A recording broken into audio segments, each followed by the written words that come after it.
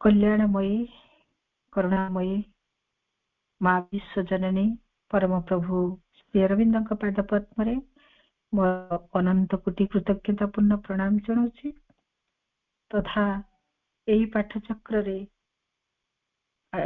जोड़ी होइथिबा समस्त मातृप्रेमी अपा भाई मानक मोर हृदय प्रणाम वंदे मातरम एवं पाठचक्र को परिचालना करुथिबा परश्री को मांकर अनेक अनेक आशीर्वाद स्नेह कृपा करुणा प्रार्थना करुछि मांक निकटरे तथा ही पाठचक्र आज अंशग्रहण करिथिबा प्रियंका अपा आमर मालविका अपा एवं संगीता अपा समस्त को मो हृदय कृतज्ञता प्रणाम जनाऊँ।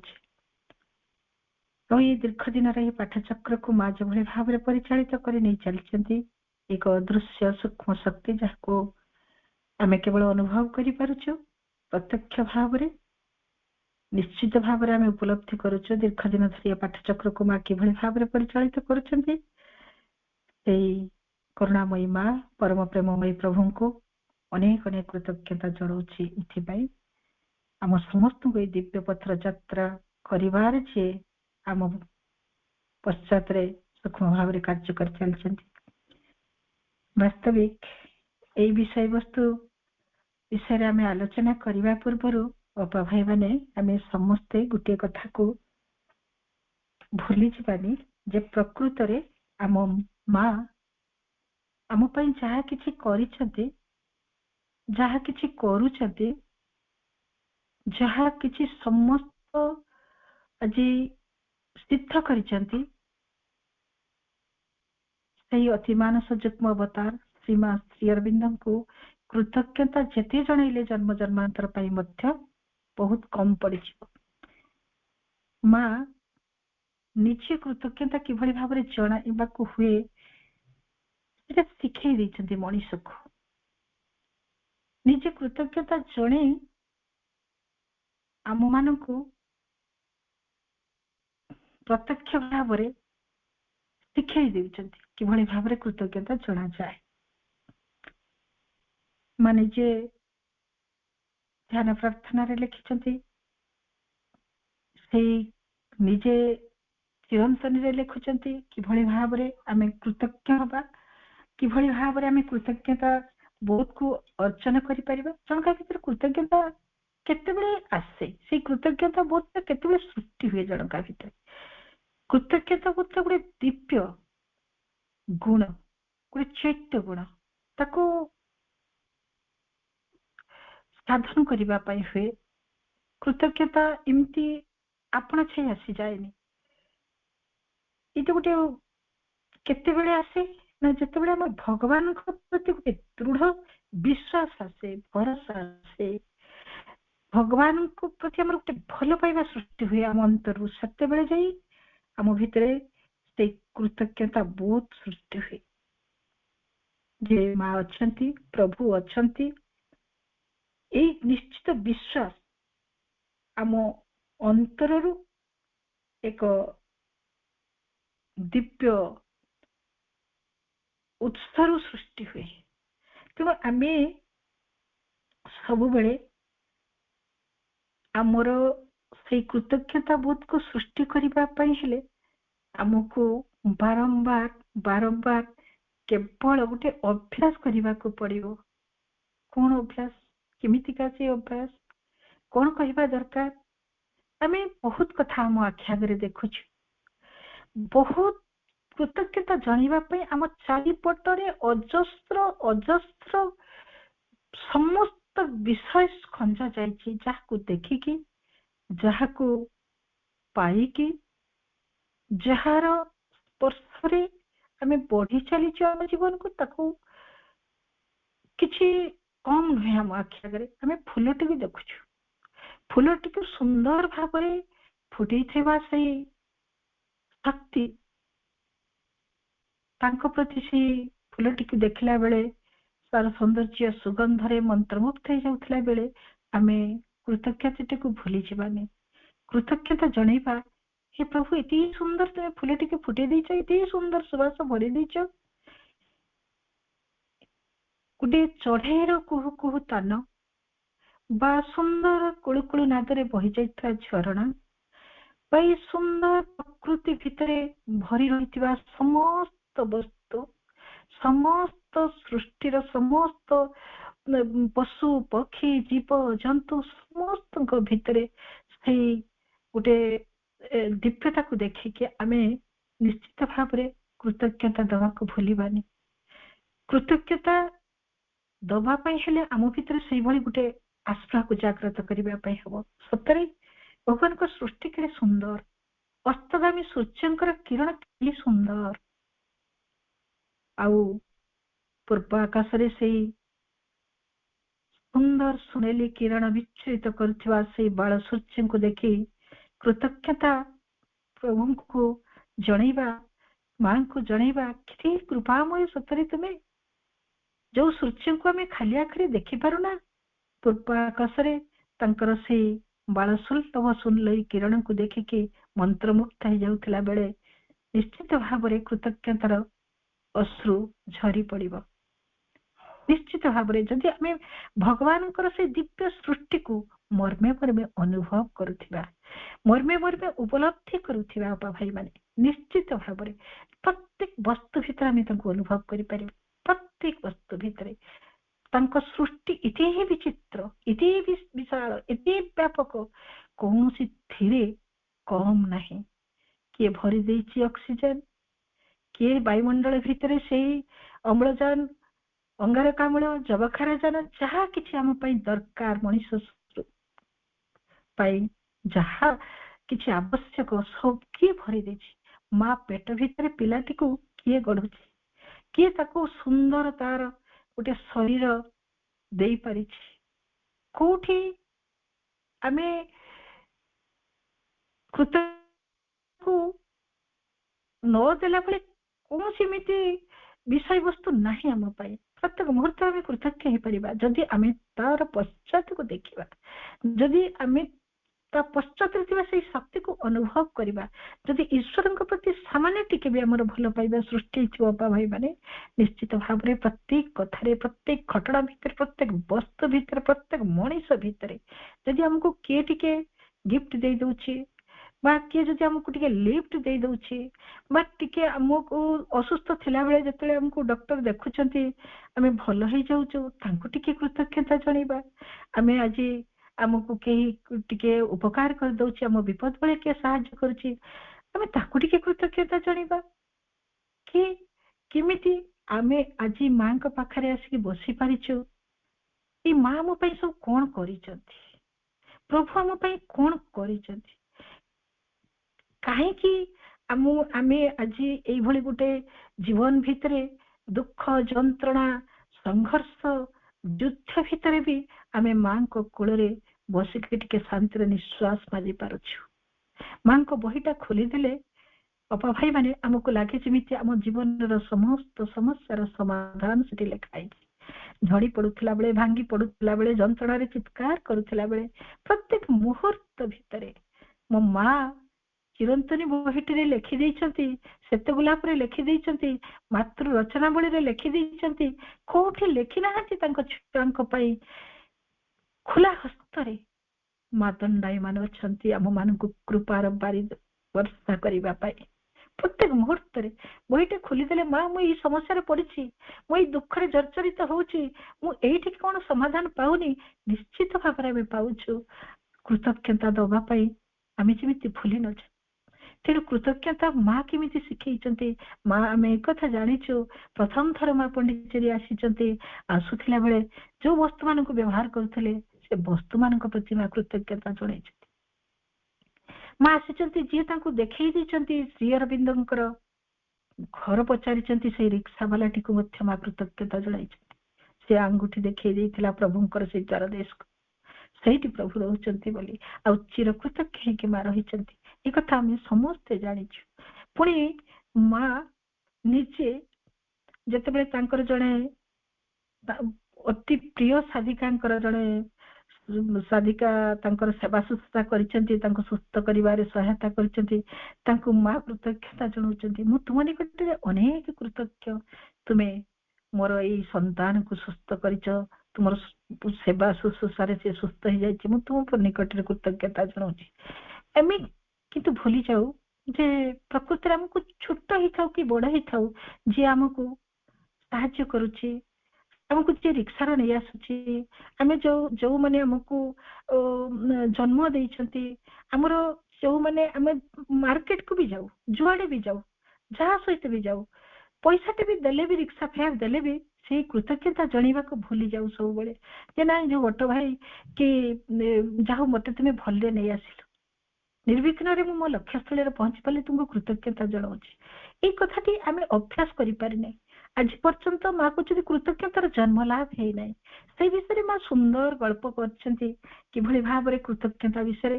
ଏ କଥା ଆମେ ସମସ୍ତେ ଜାଣିଥିବା। ମା ଯୋଉ ସଦ୍ଗୁଣାବଳୀର ଦେବାଦେବୀଙ୍କ ସଭାରେ କିଭଳି ଭାବରେ ଜଣେ ଅପରିଚିତା ଆଗନ୍ତୁକା ସେଇ କୃତଜ୍ଞତା ଦେବୀଙ୍କର ଚରିତ୍ରକୁ ମା ବିଶ୍ଳେଷଣ କରିଛନ୍ତି। ଏଇ ଦିବ୍ୟ ଗୁଣଟି ଆମେ ଜାଣିଛୁ ଅତି ସାଧାରଣରୁ ଅତି ଉଚ୍ଚସ୍ତରୀୟ ଜୀବନ ଯାତ୍ରାରେ ଆମ ପାଇଁ ସବୁବେଳେ ଆବଶ୍ୟକ ହେଇଥାଏ। ଏଇ କୃତଜ୍ଞତା ରୂପକ ଦିବ୍ୟ ଗୁଣ, ମାଙ୍କର ଯୋଉ 12ଟି ଗୁଣ ଅଛି, ସେଇ ଗୁଣ ଭିତରେ ଏଇଟା ଗୋଟେ ଗୁଣ, କୃତଜ୍ଞତା, ଗ୍ରାଟିଚ୍ୟୁଡ। ଯୋଉ ଗ୍ରାଟିଚ୍ୟୁଡର ଫୁଲଟା, କୃତଜ୍ଞତାର ଫୁଲଟା ଏଇ ଖରା ଦିନରେ ଫୁଟେ, ଅମରି ଫୁଲ। ସେ ଫୁଲଟି ଏତେ ଖରାରେ, ଏଇ ପ୍ରଚଣ୍ଡ ରୌଦ୍ର ତାପରେ ସେ ସୁନ୍ଦର ଭାବରେ କୃତଜ୍ଞତା ଜଣାଉଛି ସେଇ ସୃଷ୍ଟିକର୍ତ୍ତାଙ୍କୁ। ନିଜେ ବିକଶିତ ହେଇକି ଅତି ଖରାରେ ମଧ୍ୟ, ଦୟନୀୟ ଅବସ୍ଥାରେ ମଧ୍ୟ କୃତଜ୍ଞତା ଜଣେଇବାକୁ ଭୁଲେ ନାହିଁ। ମା ସେଇ କଥା, ତାକୁ ତା ନାଁ ମା ଦେଇଛନ୍ତି, ମାନେ ସ୍ପିରିଚୁଆଲ ନେମ୍ ହଉଛି ତାର କଣ ନା ଗ୍ରାଟିଚ୍ୟୁଡ, ଅମରି ଫୁଲ।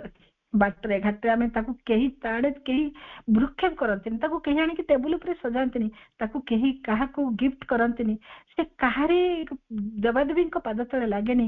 କିନ୍ତୁ ବିଶ୍ୱଜନନୀ ମା ତାକୁ ଏଡେ ସୁନ୍ଦର ନାଁଟିଏ ଦେଇକି ତାର ମୂଲ୍ୟବୋଧକୁ ଏମିତି ବଢାଇ ଦେଇଛନ୍ତି।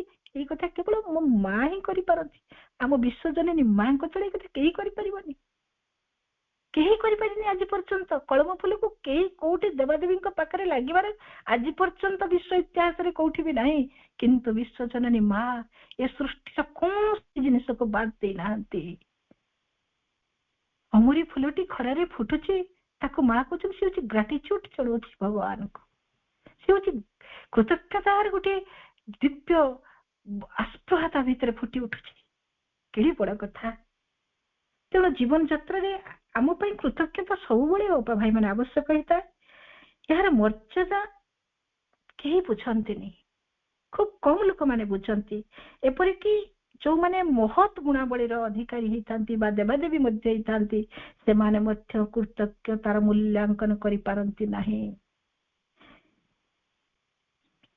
କୃତଜ୍ଞତା ମା କହୁଛନ୍ତି ଏଟା ଗୋଟେ ଚୈତ୍ୟ ଗୁଣ, ତାହା ସବୁବେଳେ ଭଗବାନଙ୍କ ପ୍ରତି ପ୍ରେମ, ଶ୍ରଦ୍ଧା, ଭକ୍ତି, ବିନୟର ସହିତ ସେ ରହିଥାଏ ସବୁବେଳେ। ଯୋଉ ସାଧକଙ୍କ ଠାରେ ଏଇଭଳି ଦିବ୍ୟ ଗୁଣ ଥାଏ, ଏଇଭଳି ଭକ୍ତି ଥାଏ, ତାହା ଭିତରକୁ ସେଇଭଳି ଏକ ଦିବ୍ୟ ପ୍ରସାଦ ଓହ୍ଲେଇ ଆସେ। କୃତଜ୍ଞତା ରୂପକ ଦିବ୍ୟ ପ୍ରସାଦ ତା ଭିତରକୁ ଅବତରଣ କରେ। କୃତଜ୍ଞତାଟା ଗୋଟେ ଦିବ୍ୟ ଗୁଣ, ତାକୁ ସାଧନ କରାଯାଏ, ତାକୁ ଆସ୍ପୃହା କରାଯାଏ। ଆମେ ଥ୍ୟାଙ୍କ ୟୁ କହିଦଉ, ଥ୍ୟାଙ୍କ ୟୁ, ଯାଉ ଭାଇ ନେଇ ଆସିଲ, ମତେ ଗୋଟେ ଗିଫ୍ଟ ଦେଲ, ଏମିତି କଲ ସେମିତି କଲ, ଥ୍ୟାଙ୍କ ୟୁ କହୁ। କିନ୍ତୁ ପ୍ରକୃତିରେ ସେ ଯୋଉ ହୃଦୟର ତାର ଯୋଉ ମାନେ ଯୋଉ ଅନ୍ତର୍ନିହିତ ଯୋଉ ସତ୍ୟଟି ଅଛି, ତା ନିକଟରେ ଆମେ କେହି ପହଞ୍ଚି ପାରିନଥାଉ। ପ୍ରକୃତରେ ଏଇଟା ଗୋଟେ ଉତ୍ସର୍ଗୀକୃତ ଭାବନା। ଗୋଟେ କଷାଟି ପଥରରେ ଯେମିତି କଷିକି ତାର ସୁନାର ମୂଲ୍ୟବୋଧ ଆହୁରି ବଢାଯାଏ, ଠିକ ସେଇଭଳି ଭାବରେ ସହସ୍ର ବାଧା ବିଘ୍ନ ଭିତରେ, ଦୁଃଖ ଦୁର୍ଦ୍ଦଶା ଭିତରେ ଯିବାକୁ ପଡିଲେ ମଧ୍ୟ ଯିଏ ଯଥାର୍ଥ ଭକ୍ତ, ଯିଏ ଯଥାର୍ଥ ମାଙ୍କୁ ଭଲ ପାଏ, ପ୍ରଭୁଙ୍କୁ ଭଲ ପାଏ, ସେ କୃତଜ୍ଞତା ତାର କେବେ ମଧ୍ୟ ଦୋହଲି ଯାଏନି। ସେ କେବେ ମଧ୍ୟ ତାର ଦୁଃଖରେ ଯନ୍ତ୍ରଣାରେ ଜର୍ଜରିତ ହଉଥିଲା ବେଳେ ମଧ୍ୟ କୃତଜ୍ଞତା ଜ୍ଞାପନ କରେ। ଯେମିତି ଅମରି ଫୁଲଟି ଖରାରେ, ଏଠି ପ୍ରଚଣ୍ଡ ଖରା ମଧ୍ୟ ଭିତରେ ସେ ଫୁଟିକି ଭଗବାନଙ୍କୁ କୃତଜ୍ଞତା ଜଣାଉଥାଏ। ଖରା ତାକୁ ହୁଏତ କଷ୍ଟ ଦେଇଥାଇପାରେ, କିନ୍ତୁ ସବୁ କିଛି କି ଭୁଲି ଯାଇ ସେ ଖୁସିରେ ଫୁଟିକି କୃତଜ୍ଞତା ଜ୍ଞାପନ କରୁଛି। ତେଣୁ କୃତଜ୍ଞତା ଯନ୍ତ୍ରଣା ଭିତରେ, ଦୁଃଖ ଭିତରେ, ବାଧାବିଘ୍ନ ଭିତରେ ବି ଜଣାଯାଇପାରେ କିଏ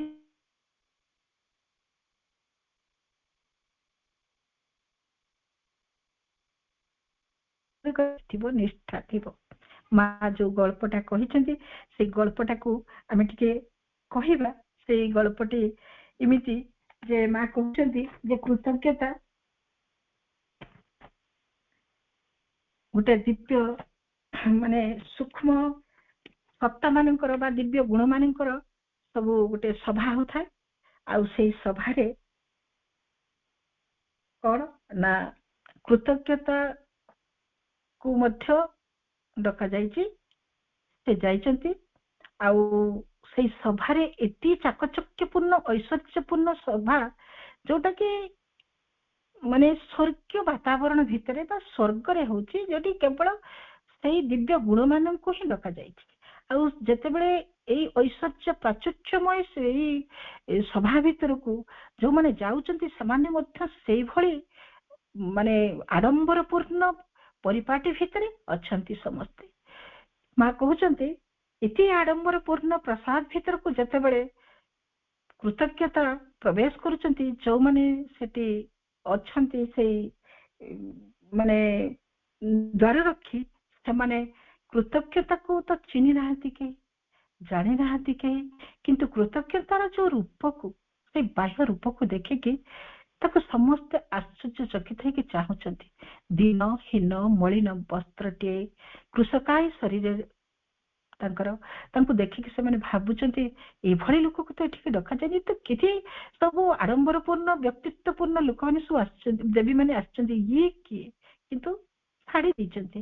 ଆଉ କୃତଜ୍ଞତା ଯେତେବେଳେ ଯାଇଛନ୍ତି ସେ ଦେଖୁଛନ୍ତି ଯେ ଆନ୍ତରିକତା ସେଇ ଉତ୍ସବଟି, ହଁ ଯୋଉ ଉତ୍ସବ ଭିତରେ ନିଷ୍ଠା, ନିଷ୍ଠା ରୂପୀ ସଦ୍ଗୁଣ ରାଣୀ ହେଇକି ସେଠି ବସିଛନ୍ତି। ଆଉ ତାଙ୍କର ଦି ପଟରେ ନମ୍ରତା ଆଉ ସାହସ ଛିଡା ହେଇଛନ୍ତି। ନିଷ୍ଠା ଏତେ ଉଜ୍ଜଳ ଦେଖାଯାଉଛନ୍ତି, ତାଙ୍କ ହାତରେ ଗୋଟେ ଏମିତି ଗୋଟେ ସ୍ଫଟିକ ଅଛି ଯାହା କିଛି ସବୁ କିଛିକୁ ଅତି ସୌନ୍ଦର୍ଯ୍ୟପୂର୍ଣ୍ଣ ସେଇ ପରିପାଟିକୁ ଅତି ସ୍ୱଚ୍ଛ ଭାବରେ ସମସ୍ତଙ୍କୁ ଦେଖାଯାଉଛି। ସେଇ ସ୍ଫଟିକ ଦ୍ଵାରା ପ୍ରତିବିମ୍ବିତ ହେଇ ସବୁ କିଛି ଅତି ସୁନ୍ଦର ସେଇ ପରିପାଟି ବା ସେଇ ଐଶ୍ୱର୍ଯ୍ୟମୟ ପରିବେଶକୁ ଆହୁରି ସୌନ୍ଦର୍ଯ୍ୟମୟ କରିଦଉଛି। ନମ୍ରତା ଆଉ ସାହସ ସେଠି ଛିଡା ହେଇଛନ୍ତି। ସବୁ କିଛି ଯେମିତି ଗୋଟେ ଏକଦମ ଗୁରୁଗମ୍ଭୀର ପରିବେଶ, ତା ଭିତରେ ବିବେକ ଗୋଟେ ସୁନ୍ଦର ରଶ୍ମି ଲୁଗାରେ ନିଜର ସମଗ୍ର ଶରୀରକୁ ଆଚ୍ଛାଦନ କରିଛନ୍ତି। ଆଉ ଦିଟା ଆଖି ଖାଲି ଜଳ ଜଳକି ଦେଖାଯାଉଛି, ତାଙ୍କର ମୁଖମଣ୍ଡଳ ଦେଖାଯାଉ ନାହିଁ। ଉଦାରତା ସେଠି କଣ କରୁଛନ୍ତି ନା ଉଦାରତା ରୂପୀ ସେଇ ସଦ୍ଗୁଣ ସିଏ ସମସ୍ତଙ୍କ ପାଖକୁ ଧୀର ପଦକ୍ଷେପରେ ଯାଉଛନ୍ତି। କିନ୍ତୁ ସମସ୍ତେ ଆଶ୍ଚର୍ଯ୍ୟଚକିତ ହେଇକି ଚାହିଁଛନ୍ତି କାହାକୁ ନା ସେଇ ଅପରିଚିତା ଦିନହୀନା ସେଇ କୃତଜ୍ଞତାକୁ ଚାହିଁଛନ୍ତି, ଚିହ୍ନି ପାରୁନାହାନ୍ତି କେହି। ସେମାନେ ଭାବୁଛନ୍ତି ଏଇଭଳି ସଭାକୁ ତ ଏଇଭଳି କେହି ଆସିବାର ଆମେ କେବେ ଦେଖିନୁ, ଇଏ କିଏ? ତେଣୁ କେହି ଆଉ ସାହସ କରୁନାହାନ୍ତି ବା କେହି ତାଙ୍କୁ ସେଇଭଳି ପ୍ରଶ୍ନ ପଚାରୁନାହାନ୍ତି। କିନ୍ତୁ ବିବେକ ଆସିକି ତାଙ୍କୁ ପ୍ରଶ୍ନ କରୁଛନ୍ତି ଯେ ତୁମେ କିଏ? ତୁମକୁ ତ ଆମେ କେହି ଦେଖିନୁ, ଆମେ ପରସ୍ପରକୁ ଏଠି ସମସ୍ତେ ସମସ୍ତଙ୍କୁ ଚିହ୍ନିଛୁ, କିନ୍ତୁ ଆଜି ପର୍ଯ୍ୟନ୍ତ ତୁମକୁ ତ ଆମେ କେବେ ଦେଖିନାହୁଁ, ଚିହ୍ନି ନାହୁଁ କେହି, ତୁମେ କିଏ? ସେଇଠୁ କୃତଜ୍ଞତା କହୁଛନ୍ତି ମୁଁ ନବାଗତା, ମତେ କେହି ଅତି ଦୁଃଖର ସହ ଯେତେବେଳେ ସେଇ କଥା କହୁଛନ୍ତି ଆଉ କହୁଛନ୍ତି ମତେ ଏଇଥିପାଇଁ ଆଦୌ ଆଶ୍ଚର୍ଯ୍ୟ ଲାଗୁନି ଯେ ମୁଁ ଜଣେ ଅପରିଚିତ ବା ମତେ କେହି ଚିହ୍ନି ନାହାନ୍ତି, ଏଇଥିପାଇଁ ମୁଁ ଦୁଃଖିତ ନୁହେଁ, କିନ୍ତୁ ମତେ କେହି କେବେ ନିମନ୍ତ୍ରଣ କରନ୍ତି ନାହିଁ ବା ମୁଁ କେବେ ମଧ୍ୟ ଆବଶ୍ୟକ ଅନୁଭବ କରିନାହିଁ ବିନା ନିମନ୍ତ୍ରଣରେ କୋଉଠିକି ଯିବା ପାଇଁ। ମୋ ନାଁ ହଉଛି କୃତଜ୍ଞତା। ମାଙ୍କର ଏଇ କହିବାର ଗଳ୍ପ ହଉଛି ତାର ନିହିତାର୍ଥ ଏମିତି ହେଇପାରେ ଯେ ଆମେ ପ୍ରକୃତରେ ଅପା ଭାଇ ମାନେ ଆମେ ସମସ୍ତେ ଆମ ଭିତରେ ଆନ୍ତରିକତା ଅଛି, ନମ୍ରତା ଅଛି, ଆମ ଭିତରେ ସେଇ ନିଷ୍ଠା ଅଛି, ଆମ ଭିତରେ ସେଇ ବିବେକ ଅଛି, ଉଦାରତା ଅଛି, ସାହସ ଅଛି, କିନ୍ତୁ ଯଦି କୃତଜ୍ଞତା ଭାବ ନାହିଁ ତାହେଲେ ସବୁ କିଛି ଅପୂର୍ଣ୍ଣ। କୃତଜ୍ଞତାକୁ ଆମେ ଆଜି ପର୍ଯ୍ୟନ୍ତ ଜଣେ ଶିଖି ନାହୁଁ ବୋଲି ମା ଏତିକି ସୁନ୍ଦର ଭାବରେ ସେ ଗପଟିକୁ ଲେଖିଛନ୍ତି। ଏଡେ ସୁନ୍ଦର ଭାବରେ ଗପଟିକୁ ଲେଖିବାର ଅର୍ଥ ହଉଛି ଯେ କୃତଜ୍ଞତା ସବୁ ଆମ ଭିତରେ ଐଶ୍ୱର୍ଯ୍ୟ ଭରି ରହିଥିଲା ବେଳେ, ସମସ୍ତ ସଦ୍ଗୁଣାବଳୀ ଆମ ଭିତରେ ରହିଥିଲା ବେଳେ ଯଦି କୃତଜ୍ଞତା ନ ରହେ ତାହେଲେ କିଛି ମଧ୍ୟ ଲାଭ ନାହିଁ, ସବୁ କିଛି ଅସାର। ତେଣୁ କୃତଜ୍ଞତା ଭାବ ହଉଛି ଏକ ଚୈତ୍ୟ ଗୁଣ, ଏକ ସାଧନା, ସେଇ ସତ୍ୟର ସ୍ରୋତରୁ ସିଏ ଆସିଛି। ତେଣୁ ଆମେ କେତେବେଳେ ମଧ୍ୟ କୃତଜ୍ଞତା ଜଣେଇବାକୁ ଭୁଲିଯିବା ନାହିଁ। ଏଇ କଥା ଆମେ ସମସ୍ତେ ଜାଣିଛୁ କିଭଳି ଭାବରେ ପରମ ପ୍ରଭୁ ଶ୍ରୀ ଅରବିନ୍ଦ ଦେହତ୍ୟାଗ କଲା ପରେ ମା କୃତଜ୍ଞତାର ସେଇ ପ୍ରାର୍ଥନା ଲେଖିଛନ୍ତି, ଆମେ ସମସ୍ତେ ସେଇଟା ପଢୁ। এইটা କାହିଁକି ମା ଲେଖିଲେ? ପୃଥିବୀବାସୀ ତାଙ୍କ ପ୍ରତି ଚିରଦିନ କୃତଜ୍ଞ ହେବେ। ଆମ ପ୍ରଭୁ ଆମ ପାଇଁ କରିଛନ୍ତି, କେତେ କଣ କରିଛନ୍ତି, କେତେ ସହ୍ୟ କରିଛନ୍ତି, କେତେ ସଂକଳ୍ପ କରିଛନ୍ତି, ସମସ୍ତ କିଛି ସିଦ୍ଧ କରିଛନ୍ତି। ଏଇ କଥା ଯେମିତି ପୃଥିବୀବାସୀ ଭୁଲି ନ ଯାଆନ୍ତି, ଏଇ କଥାକୁ ମୁହୂର୍ତ୍ତକ ପାଇଁ ଯେମିତି ଭୁଲି ନ ଯାଉ ବୋଲି ମା ଲେଖିଛନ୍ତି। ମା ବିଶ୍ୱ ଜନନୀ ନିଜେ ଲେଖୁଛନ୍ତି, ତୁମ ନିକଟରେ ଆମେ ଯେ କେତେ କୃତଜ୍ଞ ଏଇଥିପାଇଁ ଆମେ ମୁହୂର୍ତ୍ତକ ପାଇଁ ମଧ୍ୟ ଯେମିତି ଭୁଲି ନ ଯାଉ। ଏଇ କଥାକୁ ସ୍ମରଣ ରଖିବା ପାଇଁ ମା ଲିପିବଦ୍ଧ କରିଦେଲେ ମହାସମାଧିରେ। ଆଉ ଆଜି ଆମେ ସମସ୍ତେ ତାକୁ ବାରମ୍ବାର ପଢୁ, କିନ୍ତୁ ପ୍ରକୃତରେ ଆମେ ଆମ ହୃଦୟରୁ କୃତଜ୍ଞତା ଜଣାଉଛୁ। ଆମ ପାଇଁ ମା କଣ କରିନାହାନ୍ତି? ଆମ ପାଇଁ ମା ନିଜେ ମଣିଷର ତନୁକୁ ଧାରଣ କଲେ, ଏଇ ମର୍ତ୍ତମଣ୍ଡଳର ସମସ୍ତ ନିୟମକୁ ମା ନେଇ ମାନିକି ଚାଲିଲେ। ଏଇ ମର୍ତ୍ତର ହଉଛି ମୃତ୍ୟୁପୁରୀ। ଏଇ ମୃତ୍ୟୁପୁରୀରେ ଦୁଃଖ ଅଛି, ଯନ୍ତ୍ରଣା ଅଛି, ରୋଗ ଅଛି, ବାର୍ଦ୍ଧକ୍ୟ ଅଛି, ସବୁ କିଛିକୁ ମା ଆମ ପାଇଁ ହସି ହସି ସହିଲେ। ଏଇ ମା ଏମିତି ପୃଥିବୀର କୌଣସି ରୋଗ ନାହିଁ, କୌଣସି ଯନ୍ତ୍ରଣା ନାହିଁ, କୌଣସି ସମସ୍ୟା ନାହିଁ ଯାହାକୁ ବିଶ୍ୱ ଜନନୀ ସ୍ୱୟଂ ସେଇ ଅମୃତ ଲୋକରୁ ଆସିକି ଏଇ ମର୍ତ୍ତପୁରୀର ଏଇ ମାନେ ବିଷକୁ ପାନ କରିନାହାନ୍ତି। ଏମିତି କିଛି ବି ନାହିଁ, କୌଣସି ରୋଗ ନାହିଁ ମା ତାକୁ ଗ୍ରହଣ କରିନାହାନ୍ତି। ସବୁ କିଛିକୁ ମା ବରଣ କରିଛନ୍ତି। ହସି ହସି ମା ସମସ୍ତ ବିଷକୁ ପାନ କରିଛନ୍ତି। ତେଣୁ ଆମେ ଏଇ କଥା ଅପା ଭାଇ ମାନେ ବହୁ ବହି ପଢୁଛୁ, ସାବିତ୍ରୀ ପଢୁଛୁ, ଶ୍ରୀ ଅରବିନ୍ଦଙ୍କର ଭଲ୍ୟୁମ ପଢୁଛୁ, ମାଙ୍କର ଭଲ୍ୟୁମ ପଢୁଛୁ, କହୁଛୁ, ଶୁଣୁଛୁ, କିନ୍ତୁ କୃତଜ୍ଞତାର ଅଶ୍ରୁଟି ଆମକୁ ନିଶ୍ଚିତ ଭାବରେ ଝରିବାକୁ ପଡିବ। କେତେ କରିଛ ମା ସତରେ? ଆମେ କିଛି ବେଶୀ କଥା ଜାଣିନି, କିନ୍ତୁ ମୋ ମା ସ୍ୱୟଂ ବିଶ୍ୱ ଜନନୀ ଆମ ପାଇଁ ନିଜକୁ ଆତ୍ମବଳି ଦେଇଛନ୍ତି, ଆମ ପାଇଁ ସାଧନା କରିଛନ୍ତି, ଆମ ପାଇଁ ସବୁ କିଛିକୁ ସିଦ୍ଧ କରିଛନ୍ତି, ସବୁ ବାଟ ତିଆରି କରିଦେଇଛନ୍ତି। ସେଇ ଦୁଃସାଧ୍ୟ କର୍ମକୁ ମା ନିଜେ ସାଧନ କରିଛନ୍ତି। ଆଉ ଏଇ ମୃତ୍ୟୁ ପୁରୀରେ ସ୍ୱର୍ଗର ସେଇ ନନ୍ଦନକାନନ ପ୍ରତିଷ୍ଠା କରିବା ପାଇଁ ସେଇ ସ୍ୱର୍ଗ ଅମୃତକୁ ଏଇଠିକି ନେଇକି ଆସିଛନ୍ତି ଆମମାନଙ୍କ ପାଇଁ, କେବଳ ଆମମାନଙ୍କ ପାଇଁ। ଏଇ କଥା ଆମେ ଯେମିତି ଭୁଲି ନ ଯାଉ, ପ୍ରତ୍ୟେକ ମୁହୂର୍ତ୍ତରେ ଆମେ ମନେ ପକେଇବା ମା ଆମ ପାଇଁ କଣ କରିନାହାନ୍ତି। ମା ଯେତେବେଳେ ରୂପାନ୍ତର ହଉଥିଲା ମାଙ୍କ ଶରୀରରେ, ସେତେବେଳେ ମା ଚିତ୍କାର କରିଛନ୍ତି। ସେଟା ରେକର୍ଡିଂ ବି ଛଡା ଯାଏ, ଆପଣ ମାନେ ସମସ୍ତେ ଶୁଣୁଥିବେ। କେତେ କଷ୍ଟ ହେଇଛି। ମା କହୁଛନ୍ତି ଯେମିତି ଶରୀରରୁ ମୋର ଦେହରୁ କିଏ ଚମଡା ଛଡି ନେଲା ଭଳି ମତେ କଷ୍ଟ ହେଇଛି, ଯନ୍ତ୍ରଣା ହେଇଛି। କାହା ପାଇଁ? ଆମରି ମାନଙ୍କ ପାଇଁ। ଏଇ ପୃଥିବୀର ସମସ୍ତ ହଳାହଳ ବିଷକୁ ମା ପାନ କରିଛନ୍ତି, ନିଶ୍ଚିତ ନାର ଗର୍ଭରେ ମା କାର୍ଯ୍ୟ କରିଛନ୍ତି। ଆମ ପାଇଁ କଣ କରିନାହାନ୍ତି ମା ଆଉ ଶ୍ରୀ ଅରବିନ୍ଦ? ଦୀର୍ଘ 40 ବର୍ଷ ଧରି ଗୋଟେ ନିବୋଜ କୋଠରୀ ଭିତରେ ଶ୍ରୀ ଅରବିନ୍ଦ ଯୋଉ ଅତିମାନ ଶକ୍ତିକୁ ଅବତରଣ କରି ଆଣିଲେ ମାଙ୍କ ସହାୟତାରେ। ଏଇଟା ନା ତାଙ୍କ ଜୀବନରେ କିଛି ସେ ଦାବି କରିଛନ୍ତି, ଆମ ପାଖରୁ କିଛି ଚାହାନ୍ତିନି। କହୁଛନ୍ତି କେବଳ ତୁମେ ସମ୍ମତି ଦିଅ। ମଣିଷ ଥରୁଟିଏ ମାତ୍ର ଯଦି ସମ୍ମତି ଦିଅନ୍ତା, ଚାହାନ୍ତା, ତାହେଲେ ସବୁ କିଛି ବଦଳି ଯାଆନ୍ତା। ଆମେ ସମ୍ମତି ଦେବାର ଗ୍ରାଟିଚ୍ୟୁଡ ହଉଛି ସବୁଠାରୁ ମୂଳ ମନ୍ତ୍ର। କୃତଜ୍ଞ ହବା। କେତେ କଥା ମୋ ପାଇଁ, ଯଦି ଯେମିତି ଗୋଟେ ଛୋଟ ପିଲାଟି ଥାଉ, ମାନେ ତା ମାକୁ ଖୁଏଇଦିଏ ଯେତେବେଳେ ହାତରେ ଉଠେଇକି ତା ମା ଜାଣିଛି ମୁଁ ରୋଷେଇ କରିଛି, ତା ମା ଜାଣିଛି ମୋ ପିଲାଟି କିଛି କରିନି, କିନ୍ତୁ ତା ମାଟାକୁ ଯେତେବେଳେ ତା ପିଲାଟି ଖୁଏଇଦିଏ ସେତେବେଳେ ତା ମା ଖୁସିରେ ଆତ୍ମହରା ହେଇଯାଏ ଆଉ ସମସ୍ତଙ୍କୁ କୁହେ ଦେଖ ଦେଖ ମୋ ପିଲା କେମିତି ମତେ ଖୁଏଇ ଦଉଛି। ଠିକ କରୁଣାମୟୀ ମା ଠିକ ସେଇଭଳି ଆମ ପାଖରୁ ଚାହାନ୍ତି ସେଇ ସ୍ନେହ, ସେଇ ଶ୍ରଦ୍ଧା, ସେଇ ଭଲ ପାଇବା। ଗୋଟେ ଛୋଟ ପିଲାଟିଏ ତା ମା ତାକୁ ଯାତ୍ରା ଦେଖିବା ପାଇଁ ପଇସାଟେ ଦେଇଛି, ପିଲାଟି ଯାତ୍ରା ଦେଖିବାକୁ ଯାଇଛି, କିନ୍ତୁ ତା ମାର ଅଭାବ ନାଟନ ଦୁନିଆ ଭିତରେ ସେ ଦେଖିଛି ତା ମା ପାଖରେ ଗୋଟେ ରୁଟି ସେଙ୍କାଟେ ନାହିଁ।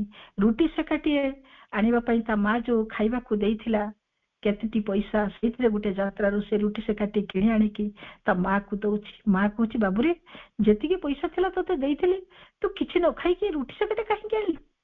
ତୁ କିଛି ଖାଇଲୁନି, ସବୁ ପିଲାମାନେ ଖାଇଥିବେ, କେତେ ବେଲୁନ ଖେଳଣା କିଣିଥିବେ, ମୋ ପାଖରେ ତ ଧନ କିଛି ନଥିଲା, ତତେ କେତେଟି ପଇସା ଦେଇଥିଲି, ଅଥଚ ତୁ ନ ଖାଇକି ଏଇଟା କଣ ପାଇଁ ଆଣିଛୁ? ସେଇଠି ପିଲାଟି କହୁଛି ମା ତୁ ସିନା ମତେ ଦେଇଥିଲୁ, କିନ୍ତୁ ମୁଁ ଦେଖିଛି ବାରମ୍ବାର ତ ହାତ ଫୁଟୁକା ହେଇଯିବାର, ନିଆଁ ଚୁଲି ଭିତରେ ହାତ ପୂରେଇକି ତୁ କାଢି ଆଣୁ ରୁଟି ଖଣ୍ଡେ ଆଉ ଆମକୁ ସମସ୍ତଙ୍କୁ ପରସି ଦଉ, ହାତକୁ କେବେ ବି ଚାହୁଁନା। ଇଏ ହଉଛି ମା, ଇଏ ହଉଛି ଆମର ପାର୍ଥିବ ଜନନୀ। ଆମେ ପାର୍ଥିବ ଜନନୀର ଦୁଃଖକୁ ବି କେବେ ଦେଖିବାକୁ ଚେଷ୍ଟା କରିନୁ। ବିଶ୍ୱ ଜନନୀ ଆମଠାରୁ ସହସ୍ର ଗୁଣରେ ଆମ ପାଇଁ କେତେ କଥା କରିଛନ୍ତି। ଆମର ପ୍ରତ୍ୟେକ ସେଲକୁ ସେ ଗଢିଛନ୍ତି, ଆମର ପ୍ରତ୍ୟେକ ଚିନ୍ତା ଚେତନାକୁ ସେ ଗଢୁଛନ୍ତି। ଆମେ ଯୋଉ ବୁଦ୍ଧି ଆମ ଭିତରେ ଦେଇଛନ୍ତି, ଆମ ଭିତରେ ଯୋଉ ସବୁ ଅଙ୍ଗ ପ୍ରତ୍ୟଙ୍ଗକୁ ଯୋଡିଛନ୍ତି, ଆମକୁ ସୁନ୍ଦର ବାପା ମା ଦେଇଛନ୍ତି, ସୁନ୍ଦର ପରିବେଶ ଦେଇଛନ୍ତି, ସୁନ୍ଦର ପରିବାରଟେ ଦେଇଛନ୍ତି, ଆମ ପାଠ ପଢିବାରେ, ଆମକୁ ବଞ୍ଚିବାରେ, ଖାଇବାରେ, ଯିଏ ସବୁ କିଛି ଆମର ସମଗ୍ର ବିଶ୍ୱ ସୃଷ୍ଟିରେ ଯୋଉ ଆନନ୍ଦମୟ ଚେତନାକୁ ଯିଏ ଭରିଛନ୍ତି ସିଏ ହଉଛନ୍ତି ସେଇ ମା। ତାଙ୍କୁ କେତେ ଥର ଆମେ କୃତଜ୍ଞ। ଗୋଟେ ଦିବ୍ୟ ଜୀବନର କଥା କହୁଛନ୍ତି, ଦିବ୍ୟ ଜୀବନ ପାଇଁ ନିଜକୁ ଉତ୍ସର୍ଗ କରିଛନ୍ତି, ଏଇ ମର୍ତ୍ତ ମଣ୍ଡଳର ସମସ୍ତ ଦୁଃଖକୁ ସହ୍ୟ କରିଛନ୍ତି, ତିଳ ତିଳ କରିକି ଦଗ୍ଧୀଭୂତ ହେଇଛନ୍ତି। ଆମେ ତାଙ୍କୁ କେତେ ଥର କୃତଜ୍ଞତା ଜଣାଉଛୁ। ବୀରବଲର ଗୋଟେ ଆକବର ସଭାରେ ବୀରବଲ ଥାନ୍ତି ଜଣେ ବିଦୂଷକ। ବୀରବଲ ଥରେ ତାଙ୍କ ମାଙ୍କୁ କହୁଛନ୍ତି ମା ତୁମେ ମୋ ପାଇଁ ବହୁତ କିଛି କରିଛ, ମୁଁ ଆଜି ତୁମର ଋଣ ଶୁଝି ଦେବାକୁ ଚାହେଁ, ଆଉ ଆକବରଙ୍କ ସଭାରେ ମତେ କିଛି ଏଇ ଥଳି ଭର୍ତ୍ତି ଆଜି ମିଳିଛି, ହୀରା ଲୀଳା ମୋତି ମାଣିକ ମୂଲ୍ୟବାନ ବସ୍ତୁ ତୁମକୁ ସମର୍ପି ଦଉଛି, ଆଉ ମୁଁ ଋଣମୁକ୍ତ ହେଇଯିବାକୁ ଚାହୁଁଛି, ତୁମେ ମୋ ପାଇଁ ବହୁତ କିଛି କରିଛ। ସେଇଠି ବୀରବଲଙ୍କ ମା କହୁଛନ୍ତି କଣ କହିଲୁ, ତୁ କଣ ମୋ ଋଣ ଶୁଝି ପାରିବୁ? ମାର ଋଣ କେହି କେବେ କଣ ଶୁଝିପାରେ? ତୁ ଜାଣିଛୁ ତୁ ଯେତେବେଳେ ମୋ ଗର୍ଭ ଅବସ୍ଥାରେ ଥିଲୁ ସେତେବେଳେ ଜଣେ ଜ୍ୟୋତିଷ କହିଥିଲେ ଯେ ତୋର ଯଦି ରାତ୍ରିର ପ୍ରଥମ ପ୍ରହରେ ତୁ ଜନ୍ମ ହବୁ ତାହେଲେ ତୁ ଜଣେ ଚାକର ହବୁ, ଆଉ ଯଦି ଦ୍ୱିତୀୟ ପ୍ରହରେ ତୁ ଜନ୍ମ ହବୁ ତାହେଲେ ତୁ ଜଣେ ବିଦୂଷକ ହବୁ, ଆଉ ତୃତୀୟ ପ୍ରହରେ ଯଦି ତୁ ଜନ୍ମ ହବୁ ଜଣେ ରଜା ହବୁ। ଆଉ ସେତେବେଳେ ମୁଁ ସଂକଳ୍ପ କରିଥିଲି ଯେତେ ଯାହା ହଉନା କାହିଁକି ମୁଁ ନିଶ୍ଚିତ ଭାବରେ ମୋ ପିଲାକୁ ତୃତୀୟ ପ୍ରହରରେ ଜନ୍ମ କରିବି। ଆଉ ଯେତେବେଳେ ଗର୍ଭ ଯନ୍ତ୍ରଣା ହେଲା ସେତେବେଳେ ପ୍ରଥମ ପ୍ରହରର ଯେତିକି ଯନ୍ତ୍ରଣା ହେଲା ମୁଁ ସହ୍ୟ କରିଗଲି, ଏଠି ଅସହ୍ୟ ଯନ୍ତ୍ରଣା ସବୁ କିଛିକୁ ମୁଁ ସହ୍ୟ କରିଗଲି, କିନ୍ତୁ ଦ୍ୱିତୀୟ ପ୍ରହର ବେଳକୁ ମୁଁ ଆଉ ସହି ପାରିଲିନି, ତୁ ଜନ୍ମ ହେଇଗଲୁ ଆଉ ବିଦୂଷକ ହେଇଗଲୁ। ତୁ କଣ ଶୁଝିପାରିବୁ ସେଇ ଗର୍ଭ ଯନ୍ତ୍ରଣାର ଯୋଉ କଷ୍ଟ? ଗୋଟିଏ ମାର ଗର୍ଭ ଯନ୍ତ୍ରଣାର କଷ୍ଟର ମୂଲ୍ୟାଙ୍କନ ତୁ କଣ କେବେ କରିପାରିବୁ? ଋଣ ଶୁଝି ପାରିବୁ? ତାହେଲେ ଯଦି ଗୋଟେ ସାଧାରଣ ମାର ଋଣ ଆମେ ଶୁଝି ପାରିବାନି, ଆମେ ବିଶ୍ୱଜନୀଙ୍କ ମାଙ୍କ କଥା କେମିତି ଭାବିବା? ସମୁଦ୍ର ଝଡ଼ ହଉଛି, ସମସ୍ତେ ସମୁଦ୍ର କୂଳରେ ବୁଲୁଛନ୍ତି, ହଠାତ୍ ଝଡ଼ ହେଇଛି, ସମସ୍ତେ ଘରକୁ ଦୌଡ଼ିକି ଆସୁଛନ୍ତି, ଝଡ଼ ଭିତରେ ମାଟିଏ ଧାଇଁଛି ସମୁଦ୍ର କୂଳକୁ। ସମସ୍ତେ କହୁଛନ୍ତି ଆରେ ପାଗଳି ତୋ ଲୁଗାପଟା ସବୁ ଖୋଲି ଯାଉଛି, ତୁ କୁଆଡେ ଦୌଡୁଛୁ? ପ୍ରାଣ ବିକଳରେ ସମସ୍ତେ ଘରକୁ ଯାଉଛନ୍ତି, ମରି ଯିବୁରେ, ସମୁଦ୍ର ଆଡକୁ ଯା ନା। ମାଟି କହୁଛି ମୋ ଜୀବନ ପରା ସମୁଦ୍ର କୂଳରେ ଖେଳୁଛି, ଆଉ ଏ ଜୀବନର ମୂଲ୍ୟ କଣ ଅଛି? ମୋ ପୁଅ ଖେଳୁଛି, ସମସ୍ତେ ସିନା ଘରକୁ ଚାଲି ଯାଇଛ, ମୋ ପୁଅଟି ଏକୁଟିଆ ଅଛି, ସମୁଦ୍ର କୂଳରୁ ତାକୁ ମତେ ଉଦ୍ଧାର କରିବା ପାଇଁ ପଡିବ। ଏ ହଉଛି ମା। ସେମିତି ମା ବାଜି ଲଗେଇ ଦେଇଛନ୍ତି ଅପା ଭାଇ ମାନେ ଆମ ପାଇଁ। ବିଶ୍ୱ ଜନନୀ ମା ପରମ ପ୍ରଭୁ ସବୁ କିଛି ଉଜାଡି ଦେଇଛନ୍ତି। ସେଇ ଅମୃତକୁ ଆମ ହାତରେ ଧରି ଦେଇଛନ୍ତି।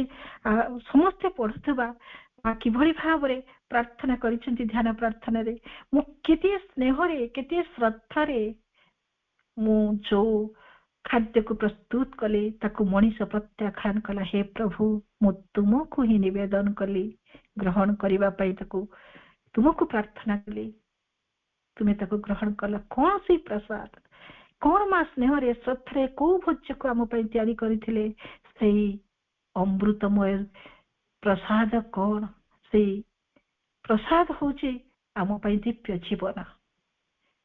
ସେଇ ଅତିମାନସ ଶକ୍ତିକୁ ଧାରଣ କରିବା ପାଇଁ, ଅତିମାନସ ଜଗତକୁ ପ୍ରତିଷ୍ଠା କରିବା ପାଇଁ, ମଣିଷକୁ ଦିବ୍ୟ ଜୀବନଟିଏ ଦେବା ପାଇଁ ଇତି ସ୍ନେହରେ ଶ୍ରଦ୍ଧାରେ କରୁଣାମୟୀ ମା ଅବତୀର୍ଣ୍ଣ ହେଲେ ଏଇ ଧୂଳି ମାଟି ଧରଣୀରେ। ତୋଳିବାକୁ ଏ ଧରଣୀ ଦିବ୍ୟ ଭୂମି ଅମର ଆଲୋକେ, କରିବାକୁ ମର୍ତ୍ତ ପ୍ରାଣ ଦିବ୍ୟ ଜୀବନରେ ଆଗମନ ଆମ ଶ୍ରୀ ଅରବିନ୍ଦ ଲେଖିଲେ ସାବିତ୍ରୀ। ତେଣୁ ଆମେ କୃତଜ୍ଞତାକୁ ଶିଖିବା, କୃତଜ୍ଞତାର ମନ୍ତ୍ରକୁ ପଢିବା, କୃତଜ୍ଞତା କୃତଜ୍ଞତା କୃତଜ୍ଞତା ସହ ବାର କହିବା। ସକାଳୁ ନିଦରୁ ବିଛଣାରେ ଉଠିଲେ ଅପା ଭାଇ ମାନେ କୃତଜ୍ଞତାର ମନ୍ତ୍ର ଯିଏ ଶିଖିଯିବ ଆଉ କେବେ ବି ତା ଜୀବନରେ ଦୁଃଖ ଆସିବ ନାହିଁ। ଆଉ ଆମେ ଯଦି ଏଇ ଜନ୍ମରେ ଅକୃତଜ୍ଞ ହେଇକି ଯିବା ତାହେଲେ ଆଉ ଜୀବନରେ ଆମକୁ ହୁଏତ ଆଉ କୋଉ ଜନ୍ମରେ ମଧ୍ୟ ଏଇ ସୁଯୋଗଟିଏ ମିଳିବନି, ଏଇ ଦିବ୍ୟ ସୁଯୋଗ ମିଳିବନି। ତେଣୁ ଏଇ ଜନ୍ମରେ ଆମେ କୃତଜ୍ଞତାର ମନ୍ତ୍ରଟିକୁ ଜପ କରିବା। ଗୋଟେ ସୁନ୍ଦର ଗଳ୍ପଟିଏ କହିବି। ଯେତେବେଳେ ନ୍ୟୁଟନଙ୍କ ପାଖକୁ ଜଣେ ଆଲବର୍ଟ ଆଇନଷ୍ଟାଇନଙ୍କ ପାଖକୁ ଗୋଟେ ମାଟି ଯାଇଛନ୍ତି।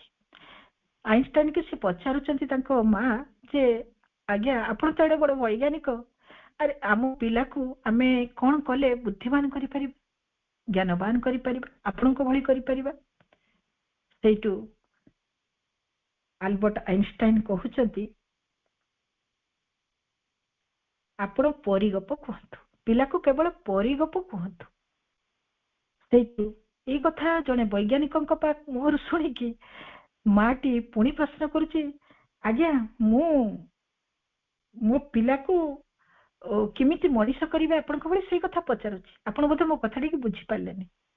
ସେଇଠୁ ପୁଣି ଆଇନଷ୍ଟାଇନ କହୁଛନ୍ତି ମୁଁ ଠିକ ବୁଝିଛି, ଆପଣ କେବଳ ଯେତେ ବୁଦ୍ଧିମାନ କରିବାକୁ ଚାହୁଁଛନ୍ତି କେବଳ ପରିଗପ ହିଁ କୁହନ୍ତୁ, ପରିଗପ କୁହନ୍ତୁ ଅଧିକରୁ ଅଧିକ। କାହିଁକି ନା ପରିଗପ ଭିତରେ ଏଭଳି ଏକ ସରଳତା ଅଛି, ଏଇଭଳି ଏକ ସାଦାସିଧା ଜୀବନ ଅଛି। ସେଇଭଳି ଗୋଟେ ସାଧା ସିଧା ସରଳ ଜୀବନ ଭିତରେ ପିଲାଙ୍କୁ ଗଢିବାକୁ ଆମେ ଛାଡିଦବା। ଆଉ ଯଦି ସେଇଭଳି ଭାବରେ ସରଳତା ଭିତରେ ଆମେ ପିଲାଙ୍କୁ ଗଢିବାକୁ ଛାଡିଦବା ନା, ନିଶ୍ଚିତ ଭାବରେ ସେ ପିଲାଟି ବହୁତ ଜ୍ଞାନୀ ହବ, ବୁଦ୍ଧିମାନ ହବ। ଜଟିଳତାକୁ ଛାଡିଲେ, ସରଳତାକୁ ସାଧନ କଲେ ଯାଇ ଜଣେ ଜ୍ଞାନୀ ହେଇପାରିବ। ଗୋଟେ ସୁନ୍ଦର ଗପଟିଏ କହିବି। ଗୋଟେ ଜଙ୍ଗଲରେ ଛୋଟ ଚଢେଇଟିଏ ଜୀର୍ଣ୍ଣ ଶୀର୍ଣ୍ଣ ଅବସ୍ଥାରେ ବସିଛି, ସବୁ ପାଖୁ ତାର ଛିଣ୍ଡି ଯାଇଛି, ଖାଇବା ପାଇଁ ତା ଚତୁଃପାର୍ଶ୍ୱରେ କିଛି ବି ନାହିଁ, ମରୁଭୂମି ଭଳିଆ ହେଇଯାଇଛି ଜଙ୍ଗଲଟି। ହଠାତ୍ ସେ ଦେଖୁଛି ସେଇ ବାଟେ ଗୋଟେ ପରୀଟେ ଯାଉଛି। ସେ ପରୀକୁ ପଚାରୁଛି, ସେଇ ଛୋଟିଆ ଚଢେଇଟିଏ କହୁଛି ତୁମେ କୁଆଡେ ଯାଉଛ? ନା ମୁଁ ଭଗବାନଙ୍କ ପାଖକୁ ଯାଉଛି। ନା ଭଗବାନଙ୍କ ପାଖକୁ ଯାଉଛ? ଯଦି ଭଗବାନଙ୍କ ପାଖକୁ ଯାଉଛ ତାହେଲେ ମୋର ଗୋଟିଏ ମେସେଜ ଭଗବାନଙ୍କୁ ଦେଇଦବ। ନା କଣ? ନା ସେ ମେସେଜଟା ହଉଛି ଯେ ମୋର ଏଇ ଦୁଃଖ, ମୋର ଏଇଭଳି ଜୀର୍ଣ୍ଣ ଶୀର୍ଣ୍ଣ ଅବସ୍ଥା, ମୁଁ ଖାଇବାକୁ ପାଉନି, ମୁଁ ଉଡି ପାରୁନି, ମୋର ଏଇ ଦୁଃଖ ଦୁର୍ଦିନ କେବେ ଯିବ, ଟିକେ ପ୍ରଭୁଙ୍କୁ ପଚାରିବ। ସେଠି ପରୀ କହିଲା ଠିକ ଅଛି, ମୁଁ ନିଶ୍ଚିତ ଭାବରେ ପଚାରିବି। ତାପରେ ପ୍ରଭୁଙ୍କ ପାଖରେ ଯାଇକି ପହଞ୍ଚିଲା ପରେ ପରୀ କହୁଛି, ପ୍ରଭୁ ମୁଁ ଗୋଟିଏ ଜଙ୍ଗଲ ଭିତରେ ଗୋଟେ ଜୀର୍ଣ୍ଣ ଶୀର୍ଣ୍ଣ ଅବସ୍ଥାରେ ଗୋଟେ ଟିକି ଚଢେଇଟିକୁ ଦେଖିଲି। ତାର ସମସ୍ତ ପର ଝଡି ଯାଇଛି, ଖାଇବାକୁ ତା ପାଖରେ କିଛି ନାହିଁ। ତାର ଏ ଅବସ୍ଥାର କେବେ ପରିବର୍ତ୍ତନ ହବ ବୋଲି ସେ ଆପଣଙ୍କୁ ପଚାରିଛି। ତାର ଏ ଯନ୍ତ୍ରଣା ଦୁଃଖର କେବେ ଅବସାନ ଘଟିବ ପ୍ରଭୁ? ପ୍ରଭୁ କହୁଛନ୍ତି ଯେ ତାର 7 ଜନ୍ମ ପାଇଁ ଏଇ ଦୁଃଖ ଯିବ ନାହିଁ। ସେଇଠୁ ପରି କହୁଛି, ପ୍ରଭୁ ମୁଁ ଯଦି ଏଇ କଥା ଯାଇ କହିବି ତାହେଲେ ହୁଏତ ଟିକି ଚଢେଇଟି ଜୀବନରେ ବଞ୍ଚିଛି ମରିଯିବ। ଏଇ ଦୁଃଖପୂର୍ଣ୍ଣ କଥାଟି ଶୁଣିଲେ ସେ ବଞ୍ଚିବନି। କିଛି ଗୋଟେ ଆଶ୍ୱାସନାମୂଳକ କଥା କୁହନ୍ତୁ। ସେଇଠୁ ପ୍ରଭୁ କହୁଛନ୍ତି, ଠିକ ଅଛି, ତୁମେ ତାକୁ କହିବ ଗୋଟିଏ ମନ୍ତ୍ର ଜପିବା ପାଇଁ। ନା କଣ ସେଇ ମନ୍ତ୍ର? ନା ସେ ମନ୍ତ୍ରଟା ହଉଛି, ସେ ସବୁବେଳେ ଗାଇବ, ହେ ଭଗବାନ ତୁମେ ମତେ ସବୁ କିଛି ଦେଇଥିବାରୁ ତୁମକୁ ଧନ୍ୟବାଦ। ଆଉ ପରିଟି ଖୁସିରେ ଯାଇକି ଚଢେଇ ପାଖରେ ଏଇ କଥାଟିକୁ କହିଛି। ଚଢେଇ ଅପେକ୍ଷା କରିକି ଥିଲା। ଏଇ କଥାଟା ଶୁଣିବା ପରେ ପରି ମୁହଁରୁ ସେ ଭାରି ଖୁସିରେ ଆନନ୍ଦରେ ଏଇ ମନ୍ତ୍ରଟିକୁ ଜପିଲା। ମତେ ପ୍ରଭୁ ଏଇ କଥା କହିଛନ୍ତି, ପ୍ରଭୁ ତୁମେ ମତେ ସବୁ କିଛି ଦେଇଥିବାରୁ ତୁମକୁ ଧନ୍ୟବାଦ। ପ୍ରଭୁ ତୁମେ ମତେ ସବୁ କିଛି ଦେଇଥିବାରୁ ତୁମକୁ ଧନ୍ୟବାଦ। ଏଇ ଯୋଉ ଧନ୍ୟବାଦର ମନ୍ତ୍ର ସେ ଜପି ଚାଲିଲା। ଏହା ଭିତରେ 7 ଦିନ ଅତିକ୍ରମ କରି ଯାଇଛି। 7 ଦିନ ପରେ ପୁଣି ପରି ସେଇ ବାଟ ଦେଇକି ଯାଉଛି। ଆଉ ସେ ଟିକି ଚଢେଇର କଥା ତାର ମନେ ପଡିଛି। ସେ ଭାବୁଛି, ଜଙ୍ଗଲ ଭିତରେ ତ ମୁଁ ସେଦିନ ଟିକି ଚଢେଇ ଟିକେ ଦେଖିଥିଲି, ଯେ କଣ କରୁଛି ଏବେ ଟିକେ ଦେଖେ, ତାର ଅବସ୍ଥା କେମିତି ଅଛି। ପ୍ରଭୁ ତ ଏଇ କଥା କହିଥିଲେ, ମୁଁ ସିନା ତାକୁ ଖୁସି କରିବା ପାଇଁ ଟିକେ ଆଶ୍ୱାସନାମୂଳକ ମନ୍ତ୍ରଟି କହିଦେଇଥିଲି, ପ୍ରଭୁ କହିଥିଲେ ବୋଲି, କିନ୍ତୁ ସେ କେମିତି ଅଛି ଦେଖୁଛି। ସେଇ ଜଙ୍ଗଲରେ ସବୁ ଗଛ ଯୋଉ ଥୁଣ୍ଟା ହେଇଯାଇଥିଲା, ପତ୍ର ସବୁ ଝଡି ପଡିଥିଲା, ସେଥିରେ ସବୁ ପତ୍ର କଣ ହେଇଗଲାଣି, ଶସ୍ୟ ଶ୍ୟାମଳ ହେଇଗଲାଣି ଜଙ୍ଗଲ। ଆଉ ଟିକି ଚଢେଇଟିଏ ତା ଉପରେ ବସିକି ସେଇ ସୁନ୍ଦର ମନ୍ତ୍ରଟିକୁ ଜପ କରୁଛି। ଖାଲି ଜପ କରୁନି, ସିଏ ତାର ଯୋଉ ପର ସବୁ ମାନେ ଖୋଲି ଯାଇଥିଲା ତା ଦେହରୁ, ସବୁ ପର ମଧ୍ୟ ସୁନ୍ଦର ଭାବରେ କଳି ଯାଇଛି। ଆଉ ଟିକି ଚଢେଇଟି ସୁନ୍ଦର ଦେଖାଯାଉଛି। ସେଇଠୁ ସିଏ ଆଉ ଚଢେଇ ପାଖକୁ ଗଲାନି, ତା ସହିତ ଆଉ କିଛି କଥା ନାହିଁ, ସିଧା ଭଗବାନଙ୍କ ପାଖକୁ ଗଲା। ଆଉ ଭଗବାନଙ୍କୁ ପଚାରିଲା ପରେ ଯେ ପ୍ରଭୁ ଆପଣ କାହିଁକି ଏମିତି ମୋ ସହିତ ପ୍ରତାରଣା କଲେ, କାହିଁକି ଏମିତି ମିଛ କଥା କହିଲେ? ସେଇ ଚଢେଇଟାର 7 ଜନ୍ମ ପାଇଁ ତ ନଥିଲା ତାର ସୁଖ ବୋଲି ଆପଣ କହୁଥିଲେ, କିନ୍ତୁ ମୁଁ 7 ଦିନ ଭିତରେ ଏଠି ପରିବର୍ତ୍ତନ ଦେଖୁଛି। ସେ ତ ବହୁତ ଖୁସିରେ ଅଛି। ପ୍ରଭୁ ଟିକେ ହସିଦେଲେ। ହସି ଦେଇକି କହିଲେ, ଜାଣିଛ ଏହାର କାରଣ କଣ? କେବଳ କୃତଜ୍ଞତାର ମନ୍ତ୍ରଟି ସେ ଜପିଲା, ହେ ପ୍ରଭୁ ତୁମେ ମତେ ସବୁ କିଛି ଦେଇଥିବାରୁ ତୁମକୁ ଧନ୍ୟବାଦ।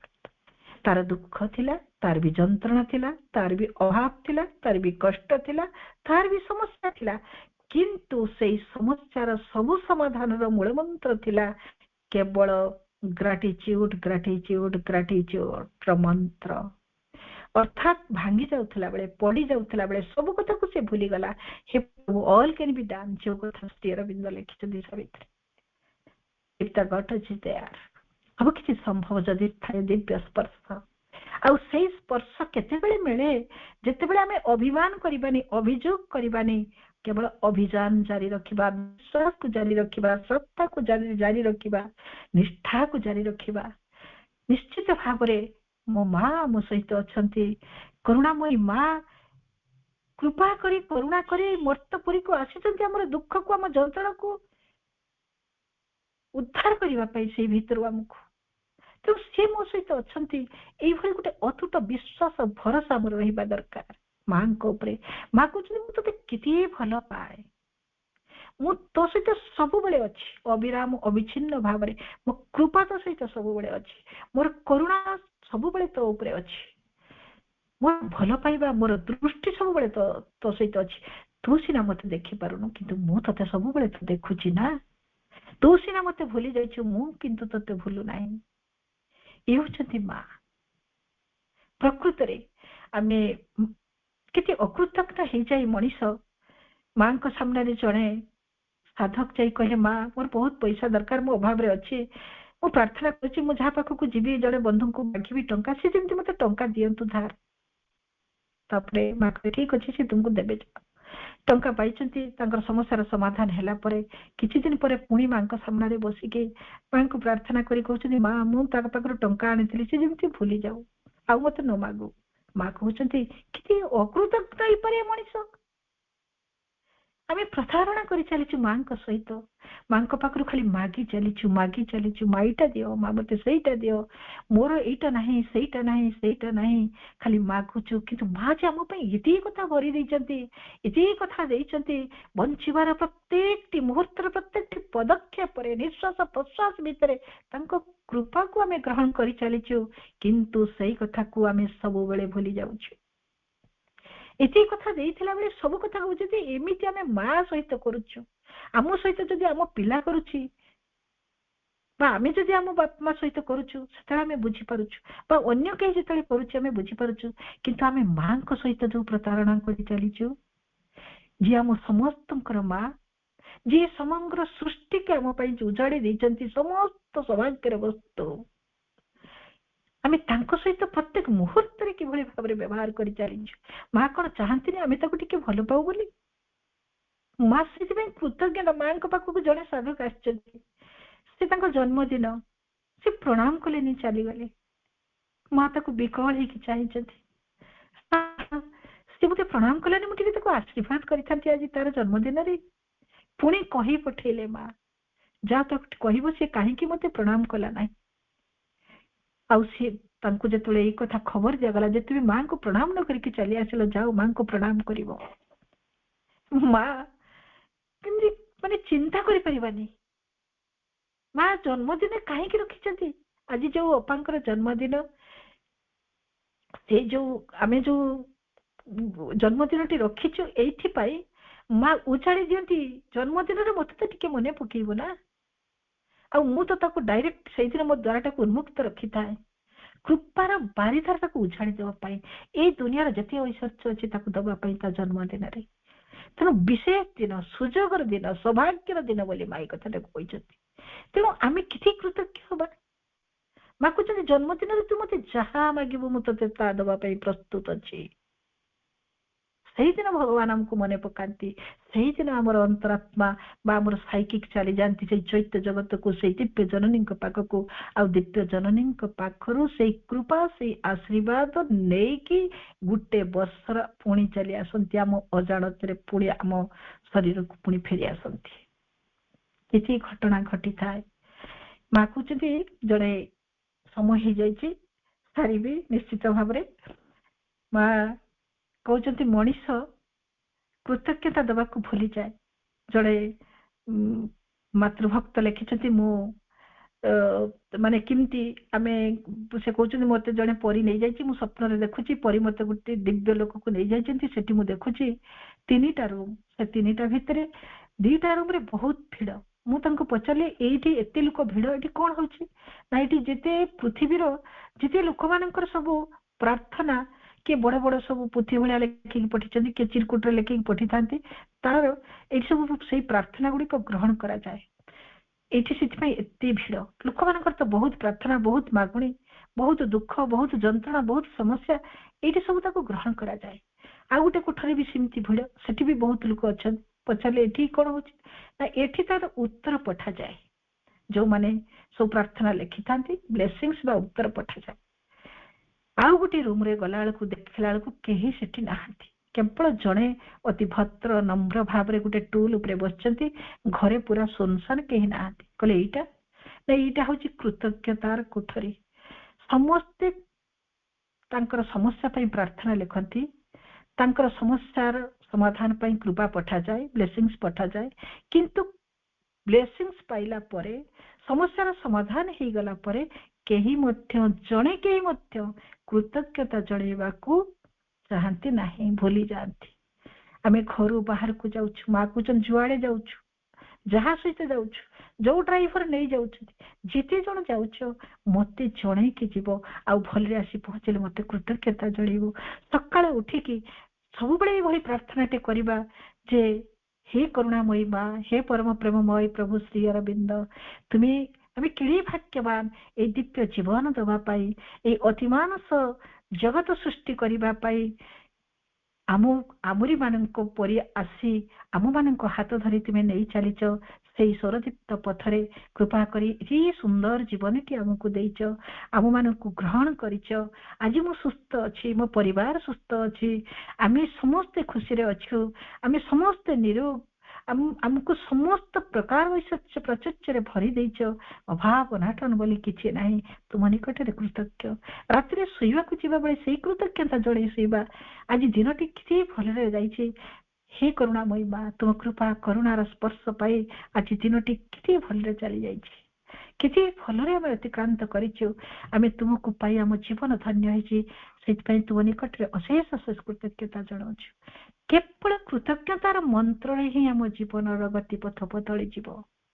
ଅଭିଯୋଗ ଅଭିମାନ ଆମକୁ ମାଙ୍କ ଠାରୁ ଦୂରକୁ, ବହୁ ଦୂରକୁ ନେଇଯିବ। ମତେ ଏଇଟା ଦେଲନି, ମୋର ଏଇଟା ଚାହୁଁଥିଲି, ମୋର ଏଇଟା ଦରକାର।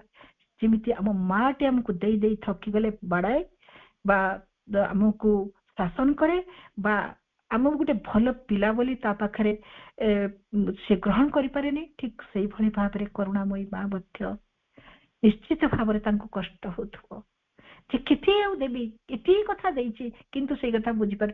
ଶୋଇବା ପାଇଁ ଭଲ ବିଛଣାଟିଏ ଦେଇଛନ୍ତି, କୃତଜ୍ଞତା ଜଣାଉଛୁ।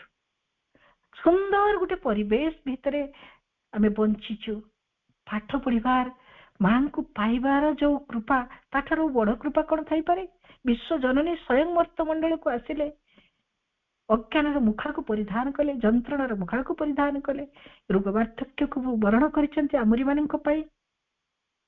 ଆମେ କଣ ମାନେ ଏଇଭଳି ଏକ ମାନେ ମାଙ୍କର ଅବଦାନ ପାଇଁ ଆମେ କୃତଜ୍ଞ ହେଇପାରୁଛୁ? ତେଣୁ କୃତଜ୍ଞତାର ମନ୍ତ୍ରଟି ଯେତେବେଳେ ଆମେ ଜପିବା ନା, ଆମ ପାଇଁ କୃପାର ବାରିଧାରା ଅବିରାମ ଭାବରେ ବର୍ଷି ଚାଲିବ। କେବଳ କୃତଜ୍ଞତା, ଓନ୍ଲି କୃତଜ୍ଞତା, କୃତଜ୍ଞତା, କୃତଜ୍ଞତା। ସମସ୍ତଙ୍କୁ ଅନେକ ଅନେକ ଧନ୍ୟବାଦ। ଆମେ ମାଙ୍କ ନିକଟରେ ପୁଣି ଥରେ ମାଙ୍କ ପାଦପଦ୍ମରେ, ପ୍ରଭୁଙ୍କ ପାଦପଦ୍ମରେ କୃତଜ୍ଞତା ଜଣେଇ ଆଜିର ଏହି ପାଠଚକ୍ରକୁ ମାଙ୍କୁ ସମର୍ପଣ କରି ରହୁଛି। ବନ୍ଦେ ମାତରମ୍।